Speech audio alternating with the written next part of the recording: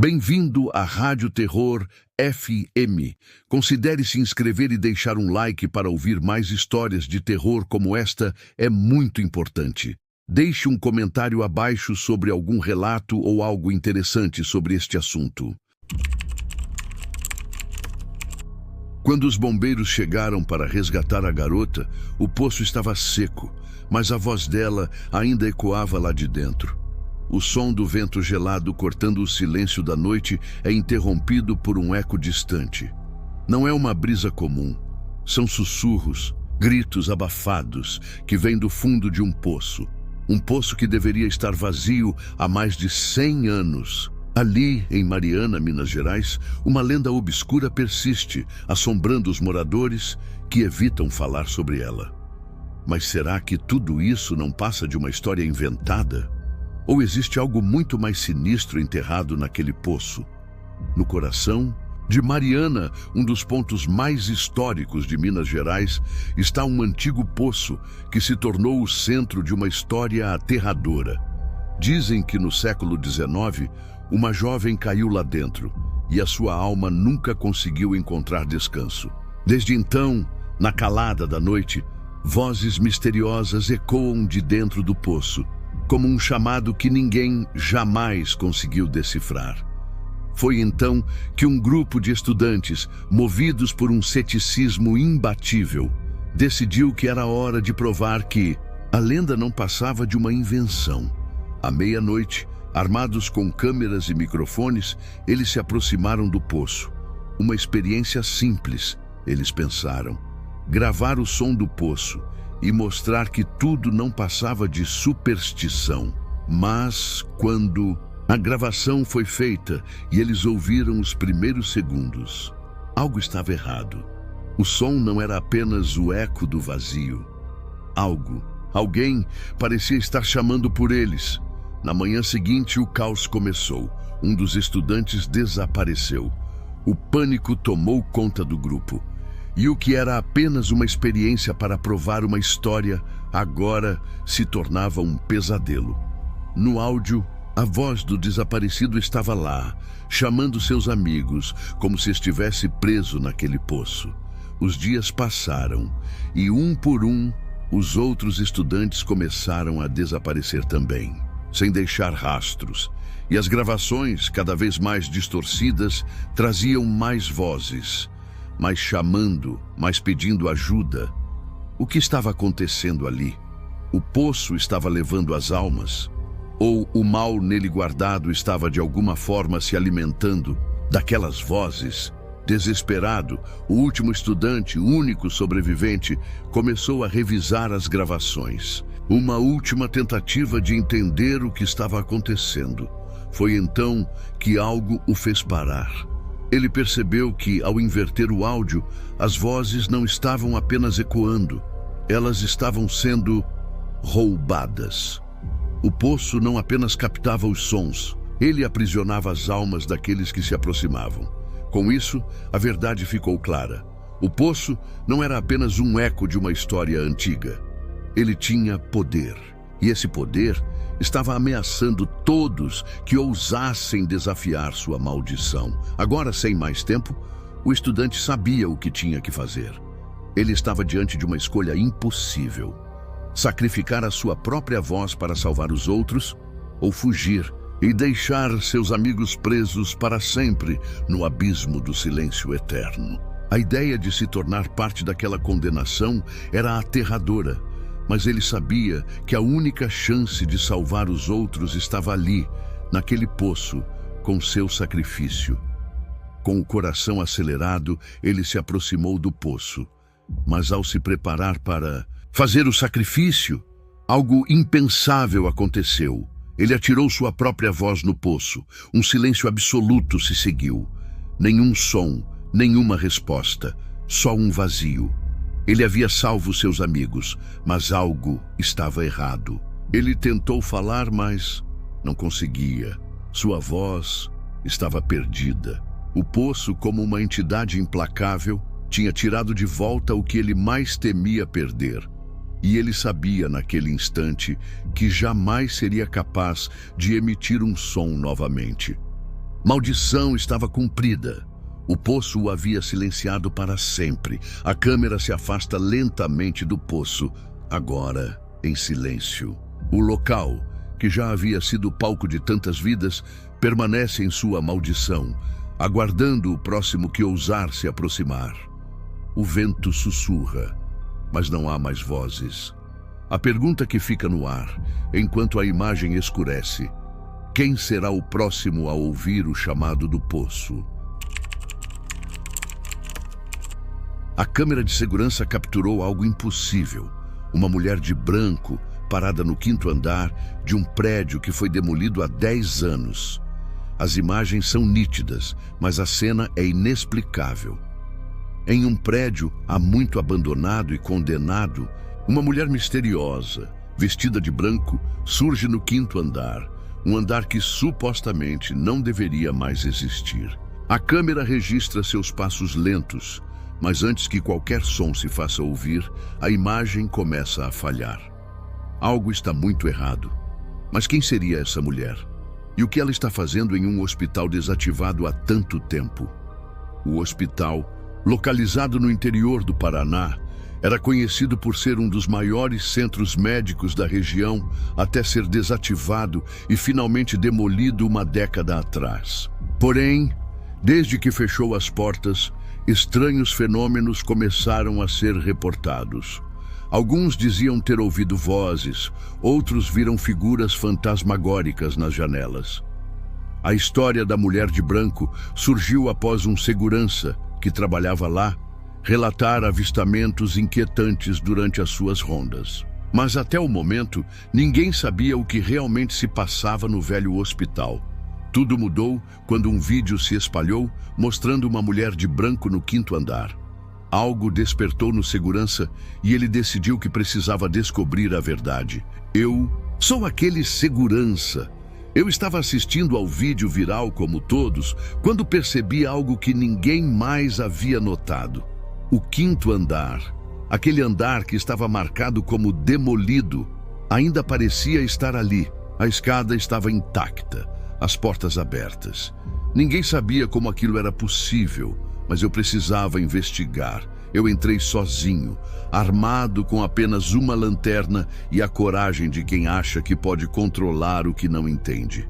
Quando cheguei ao prédio, a primeira coisa que percebi foi que, apesar de tudo estar desmoronando, o 5º andar parecia intacto, como se o tempo tivesse parado ali. Eu senti um arrepio, mas continuei. Eu não podia ignorar isso. Conforme subia os degraus, a atmosfera começou a mudar. As paredes do hospital, que deveriam estar sujas e deterioradas, começaram a se transformar. Os traços de deterioração sumiam e os corredores pareciam voltar ao seu estado original, como se o prédio estivesse reconstituindo a si mesmo. Equipamentos médicos antigos surgiam onde antes só havia entulho. A sensação era indescritível. Eu não estava mais no presente, eu estava sendo puxado para o passado.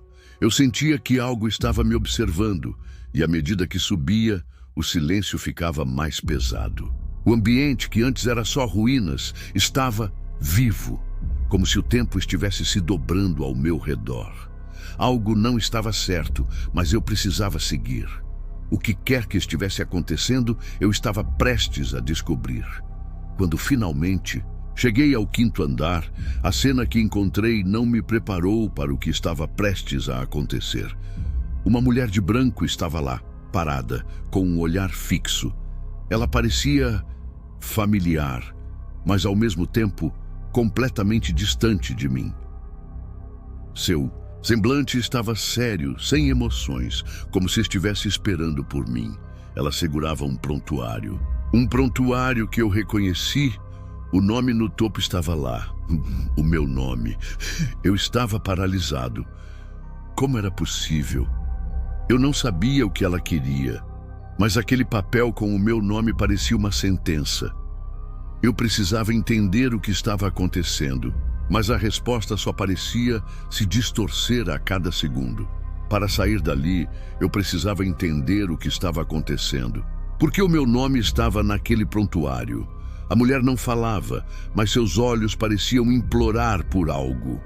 A tensão era insuportável, e cada pista que eu encontrava me deixava mais confuso. Era como se o passado e o presente se entrelaçassem, e eu não sabia mais onde estava. Cada sala que eu entrava trazia mais perguntas. Eu encontrava fotos antigas, equipamentos, documentos, mas nada fazia sentido. Eu estava preso nesse lugar, preso no passado do hospital. E quanto mais eu procurava, mais a realidade parecia se distorcer. A mulher de branco continuava ali, sem movimento, mas sempre me observando. Finalmente, depois do que pareceram horas, eu encontrei uma reportagem velha em uma das gavetas. Era uma matéria sobre um paciente desaparecido. O nome era o meu. Eu era um dos pacientes que havia sido dado como morto há 40 anos. Eu não estava ali para investigar o passado do hospital. Eu estava preso nele. Eu era parte da história que estava tentando desvendar. A mulher de branco, a enfermeira desaparecida, provavelmente sabia disso o tempo todo. O hospital não era só um lugar de cura, mas de condenação. Eu finalmente consegui sair do prédio, mas a verdade não me deixou. Eu havia morrido há tanto tempo, e tudo o que restava de mim era esse eco sombrio do passado. Eu olhei para uma velha foto com a legenda de um paciente misterioso, e lá estava a minha imagem, com um sorriso sombrio, congelado no tempo, como se eu fosse apenas mais uma lembrança esquecida, e agora, talvez eu seja. As câmeras do prédio captaram algo bizarro. Um elevador vazio descendo sozinho até um andar que oficialmente não existe. Eu nunca fui supersticioso. Sempre achei essas histórias de elevadores amaldiçoados, coisa de gente com imaginação infértil. Mas o que aconteceu naquele prédio em São Paulo, isso me fez repensar tudo o que eu acreditava. Um elevador vazio, descendo sozinho para um andar que nem mesmo estava listado no mapa do prédio. Isso foi registrado pelas câmeras de segurança e ninguém conseguiu explicar. O que era aquilo? Um truque? Uma falha técnica? Ou algo muito mais sinistro? O prédio comercial onde eu trabalho tem sua boa dose de histórias estranhas. Antigo, com seus andares já desgastados pelo tempo, o prédio tem uma aura pesada que faz qualquer um desconfiar. O elevador 3, especificamente, é evitado por todos. Eu ouvia os outros comentando sobre ele, dizendo que ele descia para um andar subterrâneo, perdido no tempo. Um andar que, segundo a lenda, desapareceu após um incêndio no prédio, ocorrido nos anos 70. Desde então, quem ousava entrar no elevador 3 nunca mais foi visto. Eu não acreditava em fantasmas, nem em mistérios urbanos, mas aquilo estava começando a me incomodar. Até que um dia eu decidi testar por mim mesmo. Eu era o novo funcionário e, como tal, não dava muita atenção às supersticiosas histórias de elevadores. Naquele dia, decidi que iria usar o elevador 3 para provar que não passava de boato. Apertei o botão do andar mais alto e nada aconteceu. O botão não acendeu. De repente, o elevador começou a descer sozinho. Uma descida lenta, sem fazer nenhum som. Eu tentei apertar novamente os botões, mas nada. O elevador estava tomando seu próprio rumo, e eu já sentia que havia algo muito errado ali. Aquele vazio, aquele silêncio, era o que mais me incomodava. E eu percebi naquele momento que não havia mais volta. Eu estava descendo para algo que não entendia, algo que eu não poderia controlar. As portas se abriram lentamente e o que vi do outro lado me paralisou. Um corredor escuro, com o ar pesado, carregado de um cheiro de queimado, como se o fogo ainda estivesse ali, em cada canto. Eu estava em um lugar que não deveria estar.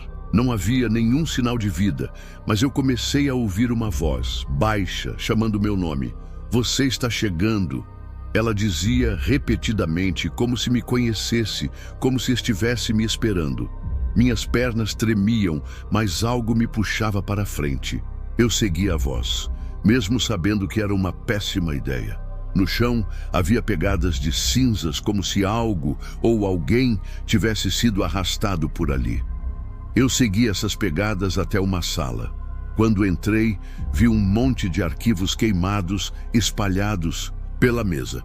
Tudo estava carbonizado, exceto uma foto antiga que me chamou a atenção. A foto estava amarelada, mas as figuras nela eram claras. Um grupo de trabalhadores, todos vestidos com uniformes da época.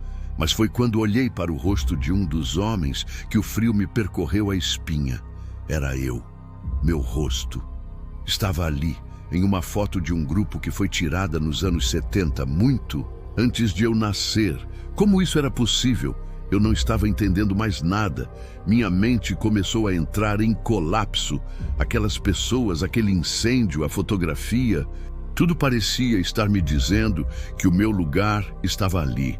Mas eu não pertencia a esse lugar. Não fazia sentido. Eu precisava sair dali, precisava entender o que estava acontecendo. Mas a sensação de estar preso, de estar em um pesadelo sem saída não me deixava. O elevador de repente começou a fechar suas portas, lentamente, com aquele som familiar, mas agora mais ameaçador. Eu sabia que, se não saísse naquele momento, ficaria preso ali, naquela dimensão de tempo distorcido, para sempre. O pânico tomou conta de mim. Corri para fora da sala, mas quando tentei sair pelo corredor, ele parecia nunca acabar. O medo tomava conta de cada célula do meu corpo. Eu estava em um lugar que não deveria existir. E eu não queria fazer parte dessa história. As portas do elevador estavam quase se fechando. E eu precisei dar tudo de mim para saltar para fora, no último segundo. Eu saí correndo para a rua, ofegante, sem saber se aquilo tudo tinha sido real. Mas ao passar pela entrada do prédio, vi algo que me fez parar abruptamente.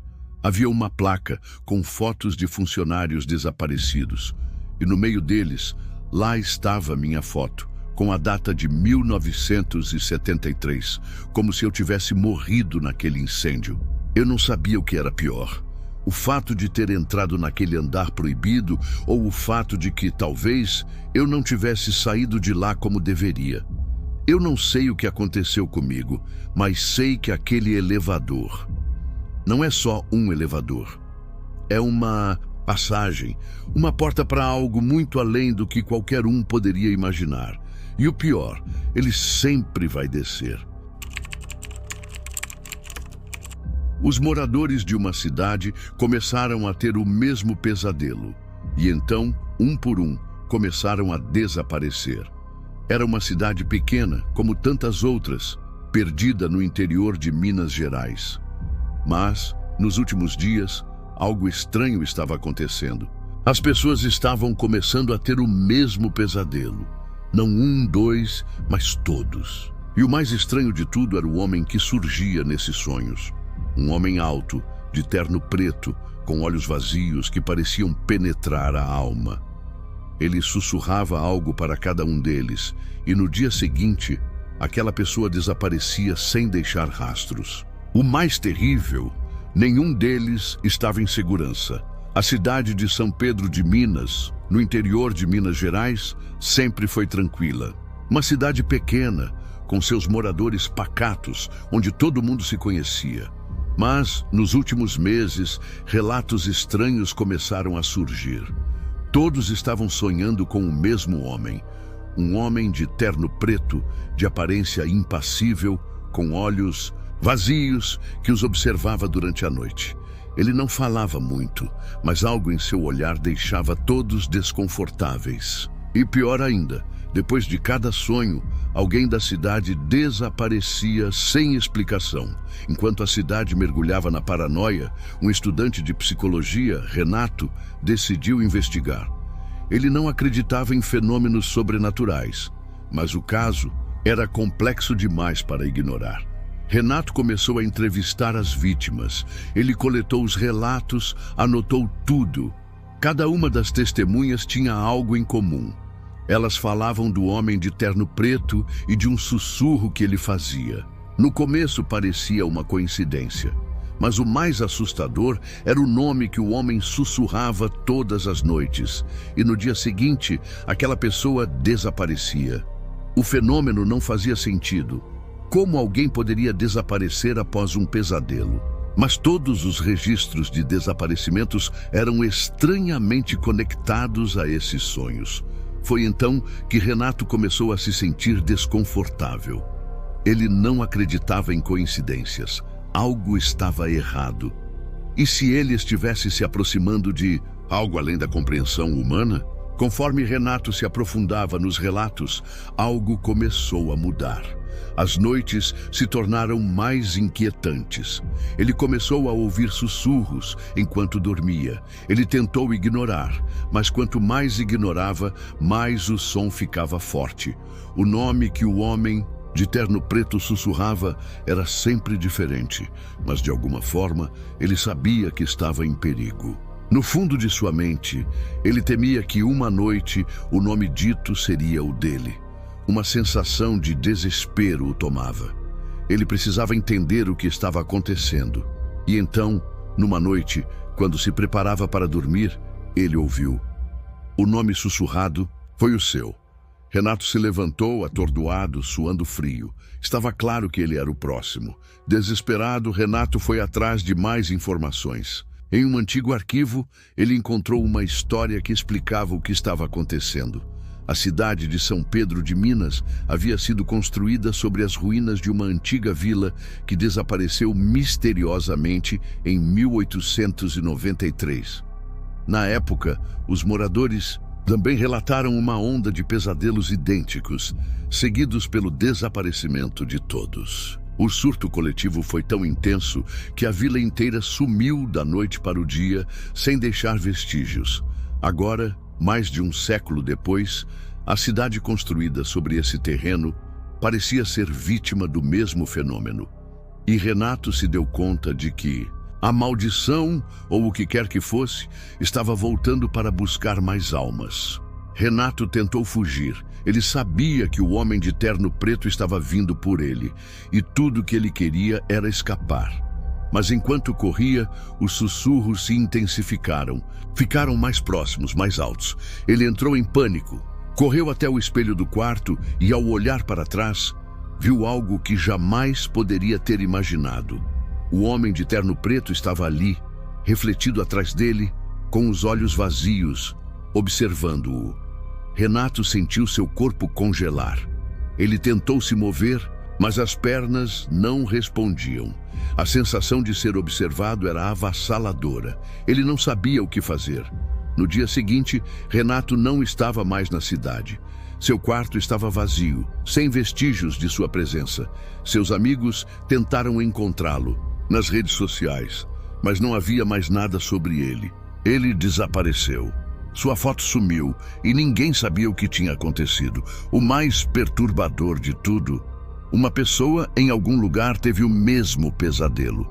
E dessa vez, o nome sussurrado foi o dele. O homem de terno preto ainda está lá, em algum lugar. E ninguém escapa de seus sonhos.